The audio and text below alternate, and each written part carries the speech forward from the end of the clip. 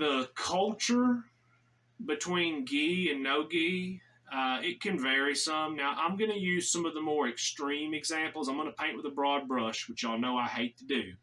On the extreme two ends of it, in the gi, if you're going to a school that's primarily or only gi, it's typically going to be more of a formal kind of setting. It's usually going to be a lot more traditional. You're going to hear a lot more oaths, and there's going to be a lot more bowing and things of that nature. On the far extreme of no gi, it's going to be a lot more of a relaxed, kind of informal sort of environment.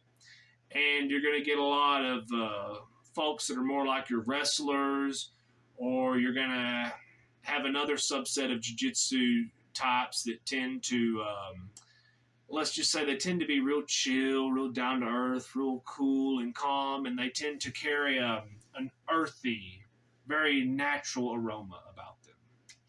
If I was bringing up a new person and putting them into jiu-jitsu, I would ask them, first of all, what their goals are. If you want to compete in gi jiu-jitsu, then by all means, go grab a gi and never take it off. Except to wash it. That might be a good idea.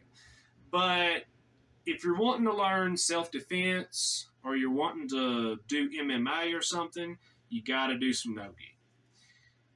Now, not that gi is not applicable in a self-defense situation, because I can see if you live in a climate where there's a lot of clothes to be worn, lots of jackets and coats and things, it would definitely apply. You can use a lot of that sort of stuff in those situations. You'll hear a lot of people say, oh man, no-gi is more athletic than gi. And the reason they're saying that is because in the gi, you can grab someone by a piece of their fabric, you can hold them down, and there's a lot less scrambles that occur. But honestly, I think you're far more apt to get injured in gi than you are no gi, because you put a lot more unnatural pressure on joints. If you grab someone's sleeve and they go to yank out of it, and you've got that gi wrapped around your fingers, they're using the whole force of their arm and their shoulder to pull against your fingers. I can only speak for myself, but I feel a lot better after training a whole bunch of no-gi than all the little soreness I get in my neck and my fingers after playing gi. Anything you can learn in no-gi can be applied to the gi, but not the other way around. And if I had to bring somebody new up into the sport, I would rather have them have that as their default, just so they're not hunting for grips that aren't there. Just get out there and roll.